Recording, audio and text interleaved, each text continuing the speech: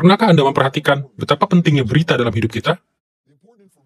Terkadang peristiwa di balik berita itu begitu berarti sehingga mengubah seluruh worldview kita. Alkitab mencatat segala macam kabar baik dan kabar buruk mengenai umat Allah di sepanjang sejarah.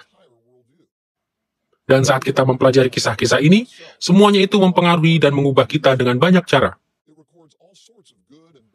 Namun yang pasti, berita terbaik yang harus disampaikan oleh kitab suci kepada kita adalah kumpulan laporan yang semata-mata kita sebut sebagai kabar baik atau kitab-kitab Injil. Semuanya adalah catatan-catatan tentang pribadi dan karya Tuhan dan Juru Selamat kita, Yesus Kristus, yang berkuasa mengubah kehidupan kita.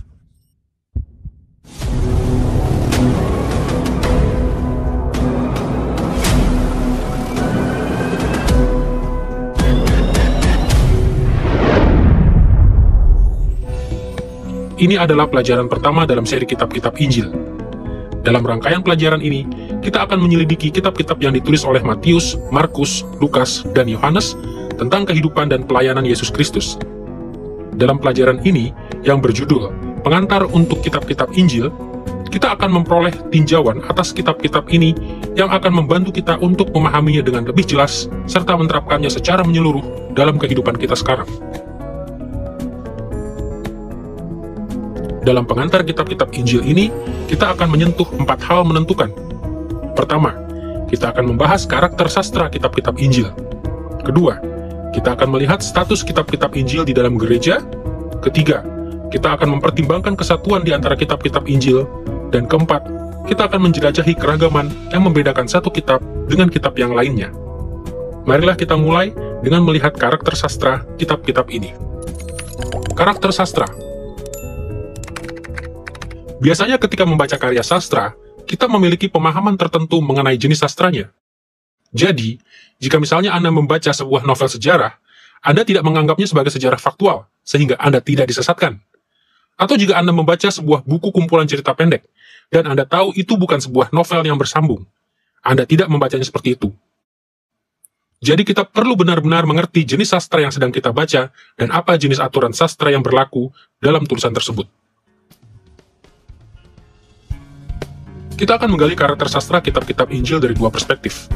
Pertama, kita akan mempertimbangkan genre dari kitab-kitab Injil itu, ciri-ciri sastranya secara menyeluruh, dan kedua, kita akan mendiskusikan keandalan historisnya.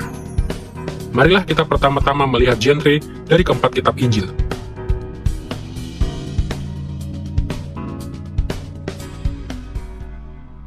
Genre. Dalam pengertian umum, genre adalah suatu kategori atau jenis sastra. Genre umumnya dibedakan berdasarkan bentuk dan fungsi sastranya, misalnya gaya narasinya dan penggunaan bahasa kiasannya.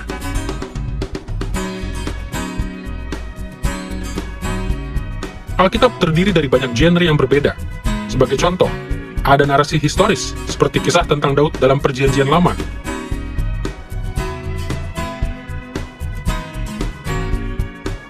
Genre lainnya adalah puisi, seperti kitab Mazmur. Surat atau episode adalah genre lainnya. Begitu juga nubuat dan seterusnya. Setiap genre sastra memiliki aturannya dan cara komunikasinya masing-masing. Karena itu, penting sekali bagi kita untuk memahami genre kitab-kitab Injil. Akan lebih mudah memahami apa yang diajarkan oleh kitab-kitab tersebut jika kita terlebih dahulu memahami bagaimana kitab-kitab itu mengajarkannya. Untuk memahami cara komunikasi dari kitab-kitab Injil, kami akan memperkenalkan dan menjabarkan genrenya dengan 3 langkah berikut. Pertama, kami akan memberikan beberapa pernyataan umum yang memperkenalkan kitab-kitab Injil sebagai narasi historis. Kedua, kami akan membandingkannya dengan jenis narasi historis yang spesifik, yang disebut biografi Yunani Romawi. Dan ketiga, kami akan membandingkan kitab-kitab Injil dengan narasi historis dalam Alkitab, seperti sejarah di dalam Perjanjian Lama. Marilah kita mulai dengan kategori umum dari narasi historis.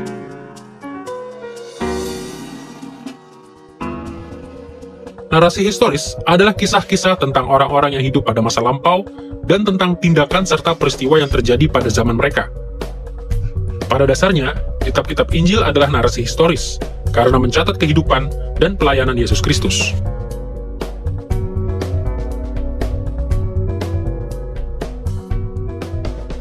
Sebagian besar isi Alkitab dan kitab-kitab Injil sendiri sengaja ditulis dalam bentuk narasi, karena kita menyukai cerita. Dan cerita juga memampukan kita untuk bercermin melalui pengalaman orang lain. Ini adalah bagian besar dari kekuatan cerita. Karena itulah kitab-kitab Injil diberikan kepada kita dalam bentuk sastra narasi, sehingga memampukan kita bukan hanya untuk mempelajari kebenaran tentang Yesus, tetapi juga untuk mengalami Dia secara langsung, untuk menemukan kerajaan Allah dan kerajaan surga yang terwujud secara nyata, untuk melihat belas kasihan Yesus, bukan hanya sebagai sebuah pernyataan Yesus mengasihi orang yang rendah hati, tetapi menemukan Dia yang bercerita dan sungguh-sungguh menghidupi kisah-kisah mengenai bagaimana orang yang rendah hati ditinggikan dan orang yang sombong direndahkan. Dengan memberikan kisah-kisah dalam bentuk narasi, kita juga dimampukan untuk mengikuti Yesus dengan cara itu. Menempatkan diri kita di dalam posisi para tokoh tersebut di dalam kegagalan dan keberhasilan mereka, dan berusaha untuk hidup setia di dalam kisah kita sendiri yang adalah hidup kita sendiri. Dalam tulisan-tulisan sekuler dunia kuno, narasi historis biasanya berkembang di dalam 3 bagian utama. Bagian awal narasi memperkenalkan para tokoh dan menetapkan tujuan yang akan dicapai oleh para tokohnya. Bagian tengah seringkali menyajikan tantangan atau hambatan bagi keberhasilan para tokoh itu dalam mencapai tujuan mereka. Bagian akhir adalah kesimpulan dari catatan-catatan peristiwa yang biasanya menunjukkan bagaimana para tokoh itu berhasil atau gagal mencapai tujuan mereka. Kitab-kitab Injil pada dasarnya mengikuti garis besar yang sama. Masing-masing dimulai dengan memperkenalkan Yesus sebagai tokoh utama dalam cerita dan menjelaskan tujuannya untuk membawa keselamatan melalui kerajaan Allah. Masing-masing kitab melanjutkannya dengan menceritakan berbagai tantangan terhadap otoritas dan karya Yesus. Dan masing-masing kitab memberi kesimpulan dengan menjabarkan hasil pelayanan Yesus di bumi. Karena persamaan ini, hampir semua orang setuju bahwa narasi historis adalah genre keseluruhan dari Injil. Dalam kategori narasi historis yang lebih luas, beberapa penafsir telah menyatakan bahwa kitab-kitab Injil merupakan bagian dari sebuah kelompok narasi yang lebih kecil yang dikenal sebagai biografi Yunani Romawi. Kita akan membandingkan kitab-kitab Injil dengan biografi Yunani Romawi dalam 2 langkah. Pertama, kita akan melihat persamaannya, dan kedua, kita akan melihat beberapa perbedaannya. Marilah kita mulai dengan persamaannya. Biografi kuno menceritakan kehidupan para pemimpin besar. Meskipun biografi itu memasukkan banyak tokoh dan cerita yang berbeda, biografi Yunani Romawi menggambarkan para tokoh dan cerita-cerita ini dengan berfokus pada pemimpin yang sedang diceritakan. Biografi-biografi itu mempertahankan ide-ide sang pemimpin, dan mengabadikan kesadaran akan tindakan-tindakannya dari satu generasi ke generasi lain. Dan dalam hal inilah kitab-kitab Injil mirip dengan biografi kuno.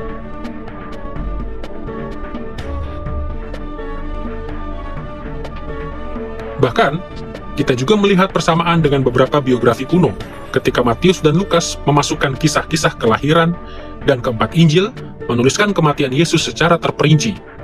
Kitab-kitab Injil juga mengikuti aturan biografi kuno dengan menelusuri peristiwa-peristiwa dalam kehidupan Yesus.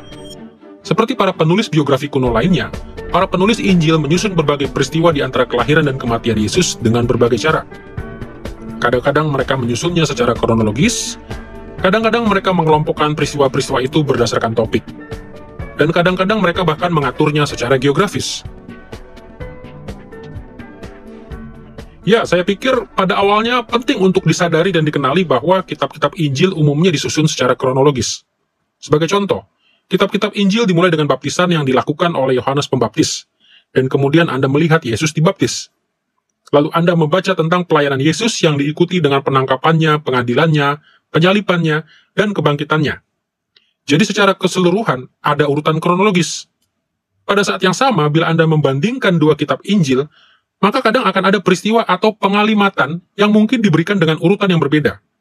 Saya pikir hal itu hanya menimbulkan masalah jika kita membaca kitab Injil sebagai kitab yang ditujukan untuk atau yang mengklaim memberikan urutan kronologis yang tepat dalam setiap aspeknya.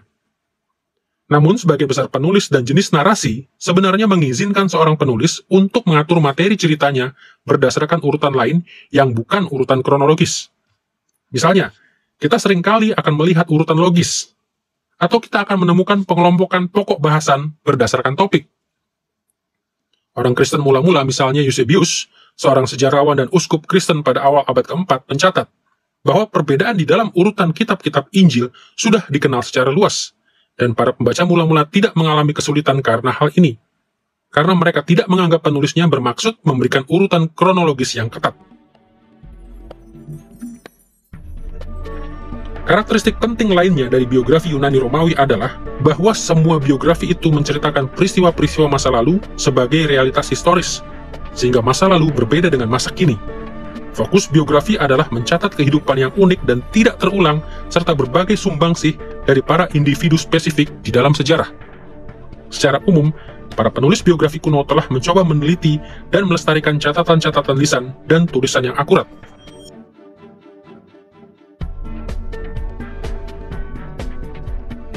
Perhatikan contoh yang disajikan oleh seorang penulis biografi yang disegani, yaitu Plutarkos, yang hidup pada sekitar tahun 46 sampai 120 Masehi.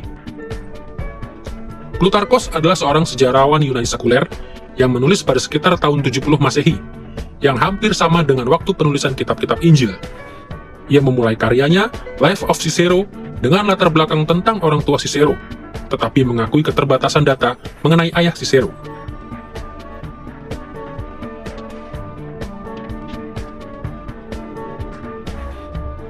Umumnya dikatakan bahwa Helvia, ibu Cicero, lahir dari keluarga baik-baik dan menjalani kehidupan yang bersahaja.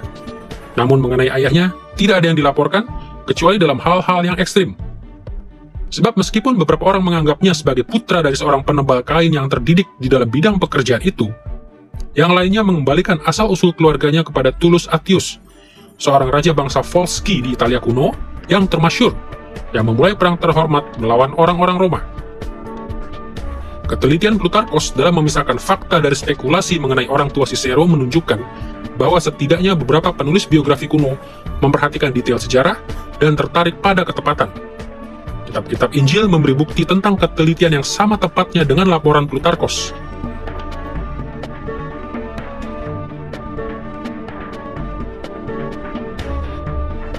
Secara luas, dapat dikatakan bahwa kitab-kitab Injil adalah narasi historis yang ditulis tatkala sastra biografis sedang populer di dunia Yunani Romawi. Penerimaan yang meluas terhadap sastra biografis ini mungkin menyemangati para penulis kitab Injil dalam melaksanakan tugas mereka dan mendorong mereka untuk mengadopsi beberapa aturan formal dalam sastra biografi itu. Namun, sekalipun ada persamaan di antara kitab-kitab Injil dan biografi Yunani Romawi, terdapat juga perbedaan yang berarti. Meskipun ada beberapa perbedaan yang bisa kami sebutkan, kami akan memperhatikan 3 hal saja. Pertama, kitab-kitab Injil berbeda dari biografi Yunani Romawi dalam sidang pembaca yang dituju. Biografi kuno biasanya dituliskan untuk penerima yang lebih luas, sementara kitab-kitab Injil ditulis untuk penerima yang relatif spesifik dalam gereja Kristen mula-mula. Meskipun kitab-kitab Injil itu memperlihatkan ciri-ciri tertentu dari biografi, kitab-kitab Injil pada dasarnya dituliskan untuk penggunaan yang bersifat keagamaan di dalam gereja.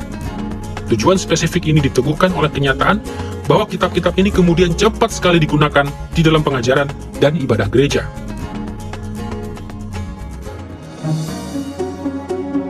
Kedua, kitab-kitab Injil berbeda dengan biografi dalam penekanannya. Biografi Yunani Romawi umumnya menekankan kualitas kepribadian tokoh-tokoh utamanya, sehingga mendorong orang lain untuk meneladani kehidupan dan kepribadian mereka. Meskipun ada banyak aspek dalam kehidupan Yesus yang menjadi teladan bagi kita, kitab-kitab Injil memiliki fokus yang sangat berbeda. Kitab-kitab Injil menekankan keunikan Yesus. Kitab-kitab itu berfokus pada Dia sebagai pribadi yang menyatakan Allah dan menebus umatnya yang tidak dapat dilakukan oleh siapapun. Inilah sebabnya ada begitu banyak kisah di dalam Injil yang menceritakan minggu terakhir dari kehidupannya, Minggu Sengsara. Ketiga, kitab-kitab Injil dan biografi kuno mewakili kebudayaan yang berbeda.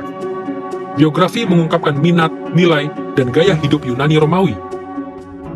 sedangkan kitab-kitab Injil lebih banyak dipengaruhi oleh kebudayaan Yahudi dan khususnya oleh Perjanjian Lama. Ini berlaku bahkan dalam Injil Lukas, Injil yang paling dipengaruhi oleh kebudayaan dan pemikiran Yunani.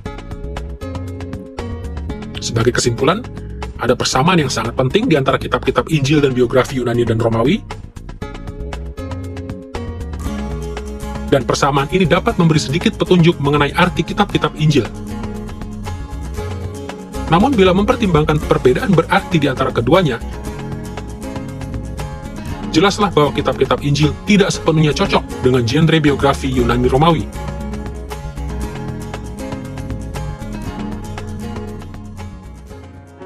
Sekarang, setelah kita mempelajari catatan Injil dalam kaitan dengan narasi historis secara umum dan biografi Yunani Romawi, kita siap untuk membandingkannya dengan genre narasi historis dalam Alkitab.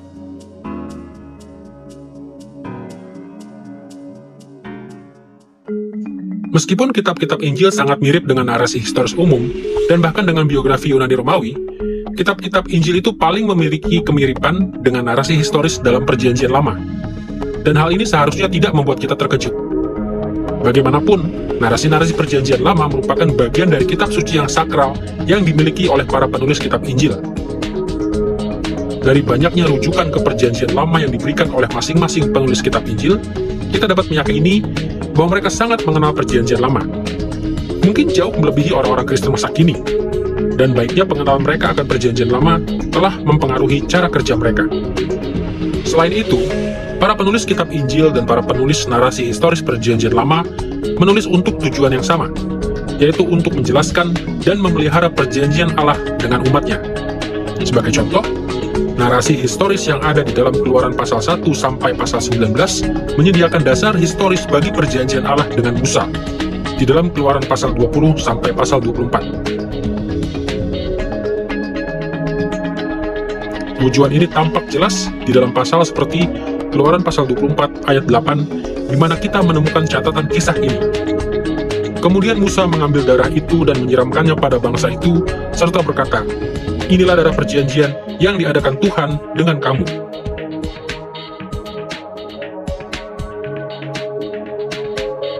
Narasi Alkitab lainnya seperti Yosua pasal 1 sampai pasal 23 menyediakan dasar bagi pembaruan perjanjian di dalam Yosua pasal 24.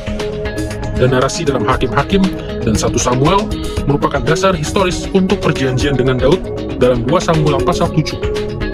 Dan dengan cara yang sama, kitab-kitab Injil menyediakan fondasi historis untuk perjanjian baru yang Yesus tegakkan.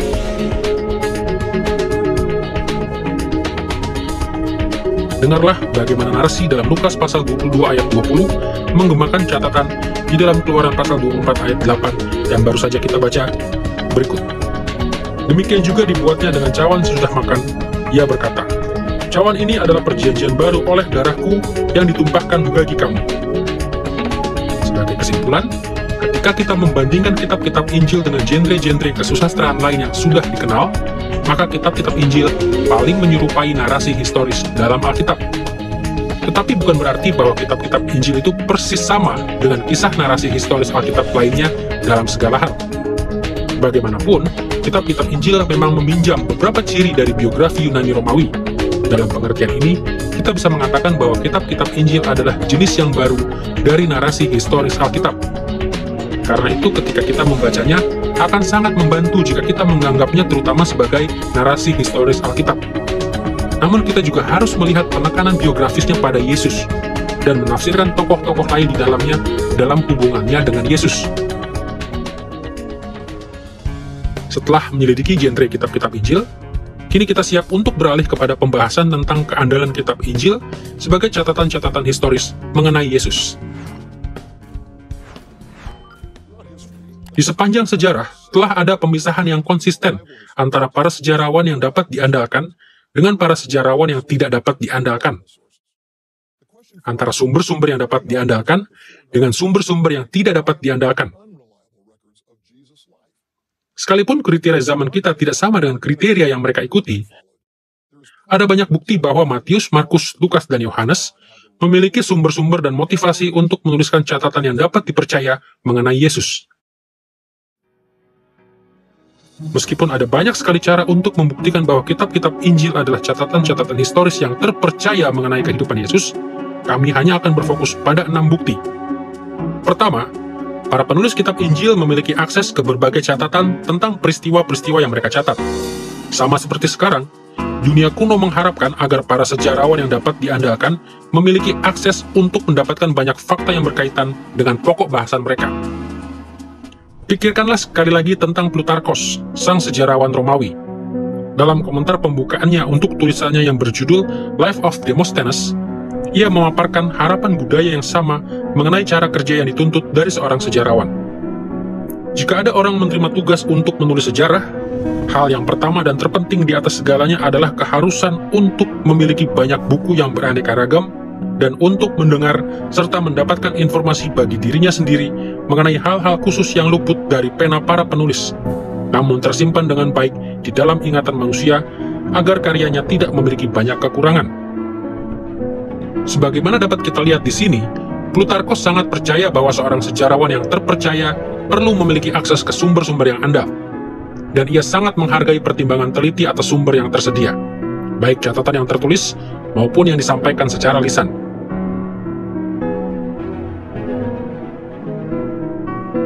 Setiap penulis kitab Injil pasti adalah saksi mata kehidupan Yesus atau orang yang memiliki kontak langsung dengan para saksi mata kehidupan Yesus.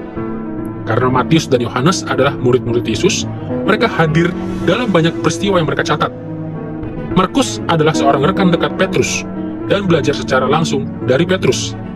Dan Lukas melakukan perjalanan bersama Paulus serta mencari para saksi mata yang dapat diandalkan untuk Injilnya. Dengarlah apa yang Lukas tulis dalam Lukas pasal 1 ayat 1-3 berikut. Banyak orang telah berusaha menyusun suatu berita tentang peristiwa-peristiwa yang telah terjadi di antara kita, seperti yang disampaikan kepada kita oleh mereka yang dari semula adalah saksi mata dan pelayan firman.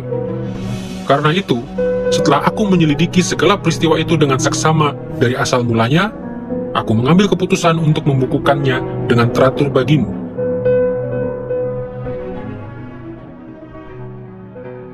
Kedua, kita juga dapat melihat keandalan historis dari kitab-kitab Injil pada tingginya tingkat keterus-terangan dalam karya-karya mereka. Standar untuk tulisan sejarah yang baik pada masa purba menuntut sejarawan untuk bersikap terbuka atau jujur dalam cara mereka melaporkan sejarah itu. Mereka diharapkan melaporkan rentetan detail, termasuk detail-detail yang belum tentu mendukung pesan yang ingin disampaikan.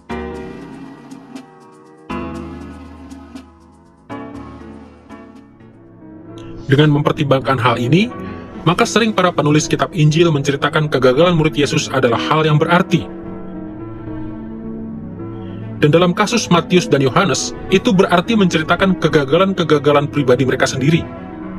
Dan jika beberapa penafsir benar bahwa anak muda yang berlari telanjang dari Taman Getsemani dalam Markus pasal 14 ayat 51-52 adalah Markus sendiri, berarti Markus juga menjelaskan kekurangannya sendiri. Dan tanpa kecuali, semua penulis kitab Injil menyingkapkan kegagalan para murid Yesus secara menyeluruh, dengan mengakui bahwa para pemimpin dari gerakan gereja yang masih bayi itu masih jauh dari sempurna.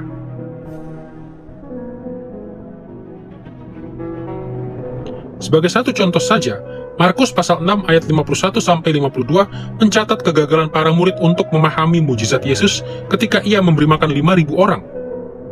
Mereka sangat tercengang dan bingung, sebab sesudah peristiwa roti itu, mereka belum juga mengerti, dan hati mereka tetap degil.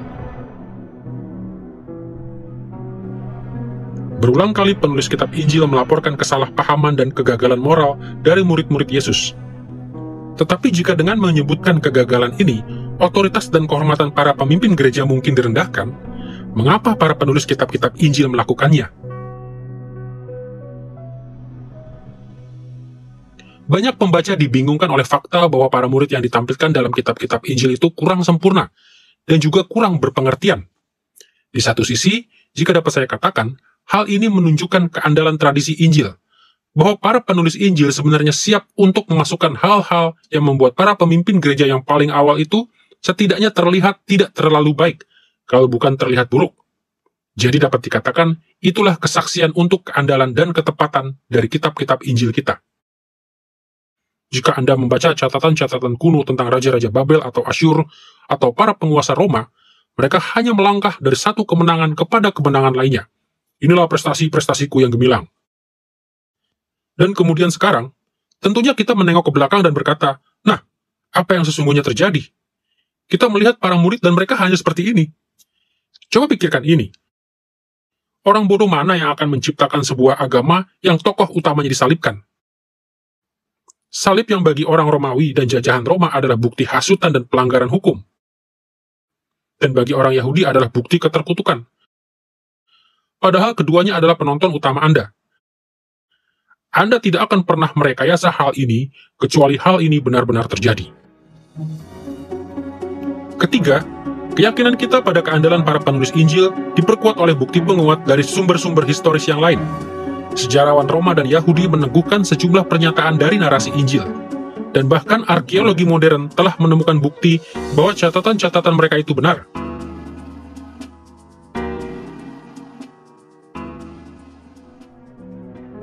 Sebagai contoh, sejarawan Yunani Romawi seperti Plinius Muda, Suetonius, Tacitus, dan Julius Africanus telah menyebutkan beberapa data dasar mengenai kehidupan Yesus, kematiannya karena penyalipan, dan pengaruhnya yang abadi. Jadi ada sejarawan Yahudi, Josephus, yang menulis sejarah orang-orang Yahudi untuk pemerintah Romawi pada abad pertama yang menyebutkan bahwa Yesus Kristus itu ada dan memiliki sejumlah pengikut. Kita memiliki sejarawan Roma Tacitus pada abad pertama yang sezaman dengan Josephus, yang menulis tentang Yesus Kristus dan sekelompok pengikutnya. Bahkan Talmud Yahudi menyatakan bahwa Yesus sungguh-sungguh ada.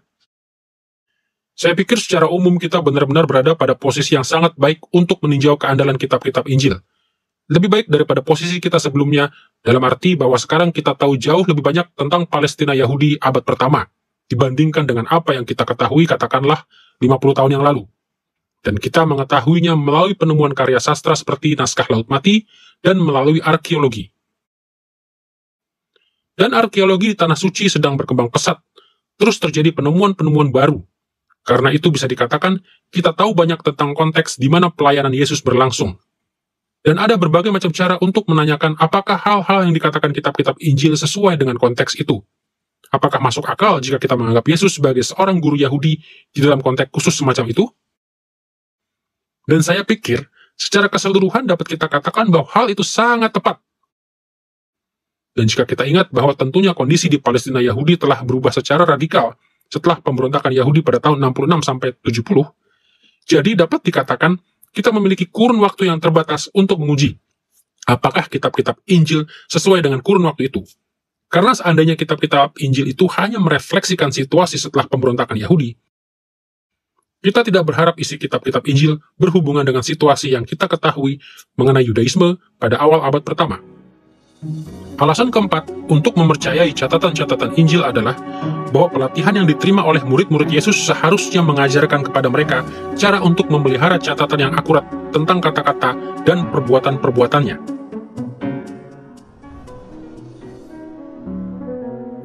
Dalam budaya Yahudi, pemuritan adalah sebuah gaya hidup yang mapan. Bahkan kata Ibrani untuk murid adalah talmid, yang berarti siswa atau pembelajar. Secara spesifik, seorang murid adalah siswa dari seorang bijak atau rabi tertentu. Terlebih lagi, di dalam kebudayaan Yahudi, pada zaman Yesus, salah satu latihan kunci dalam pembelajaran dari seorang rabi adalah penghafalan. Dan salah satu tanggung jawab para muridnya adalah mempelajari kata-kata dan hikmat dari guru mereka. Dengarlah kata-kata Yesus kepada murid-muridnya dalam Lukas pasal 6 ayat 40 berikut. Seorang murid tidak lebih daripada gurunya, tetapi barang siapa yang telah tamat pelajarannya akan sama dengan gurunya. Yang Yesus maksudkan adalah bahwa semua pengikutnya harus menyelidiki, mempelajari, dan membentuk kehidupan mereka sesuai dengan ajaran dan tindakannya. 12 murid yang paling dekat dengan Yesus memiliki tanggung jawab besar untuk mempelajari ajaran-ajaran Yesus. Sementara banyak murid lainnya yang belajar dari Yesus kemungkinan juga menghafal sebagian besar ajarannya. Kelima, Kita tidak boleh meremehkan fakta bahwa para penulis kitab Injil memiliki keyakinan teologis yang kuat yang menekankan kebutuhan akan sebuah catatan yang benar dan dapat diandalkan.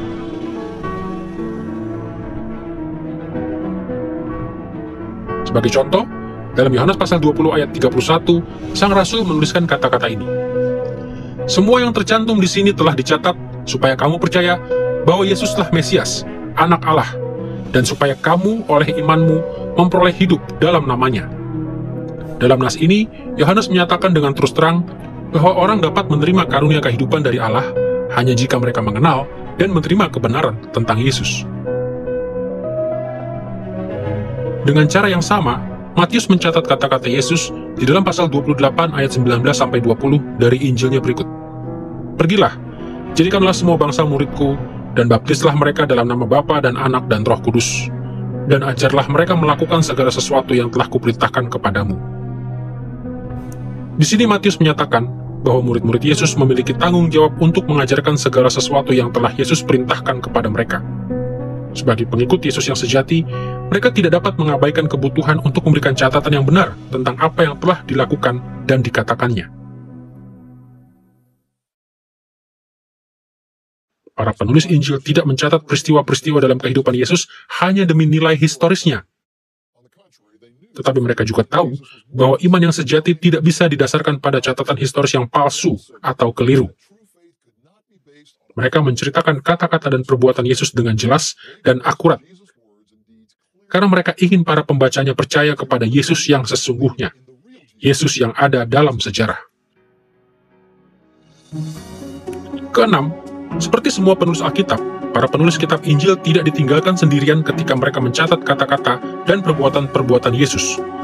Roh Kudus memimpin mereka dalam upaya ini.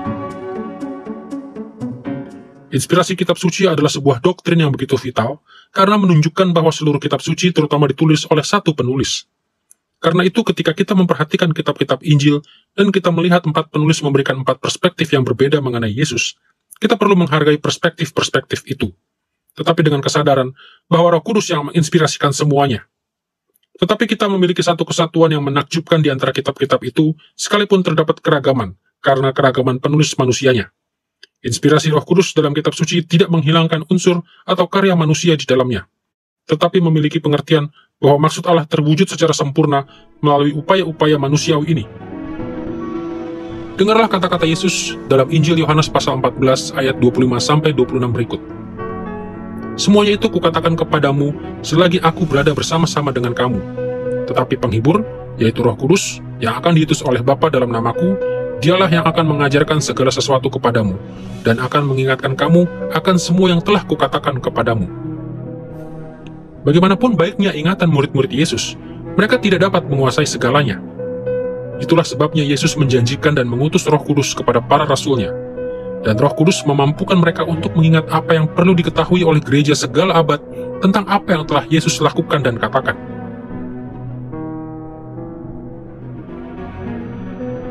Seperti yang Yohanes tuliskan dalam pasal 21 ayat 25 dari Injilnya berikut. Masih banyak hal-hal lain lagi yang diperbuat oleh Yesus. Tetapi jikalau semuanya itu harus dituliskan satu persatu, maka agaknya dunia ini tidak dapat memuat semua kitab yang harus ditulis itu. Hal yang menarik jika Anda berbicara tentang Yesus kepada orang lain dan menanyakan kepada mereka, siapakah Yesus? Beberapa orang mungkin mengatakan bahwa ia adalah seorang rabi, ia adalah seorang guru. Atau beberapa orang mungkin mengklaim bahwa jika Anda memperhatikan agama-agama dunia yang berbeda dan kelompok-kelompok yang berbeda, mereka mengklaim banyak hal yang berbeda mengenai dia. Tetapi dalam hikmat Allah, melalui Roh Kudusnya, Allah memimpin para saksi matanya untuk menuliskan simpanan iman dalam 4 catatan yang saling melengkapi. Sehingga di dalam Matius, Markus, Lukas, dan Yohanes, apakah melalui penulis itu sendiri atau melalui sumber-sumbernya, kita memiliki kesaksian yang pasti dari saksi mata yang dilindungi oleh Roh Kudus. Memiliki catatan tertulis yang tidak dapat disangkal yang dapat kita andalkan. Dan Allah telah memberikan kepada kita standar itu untuk iman kita.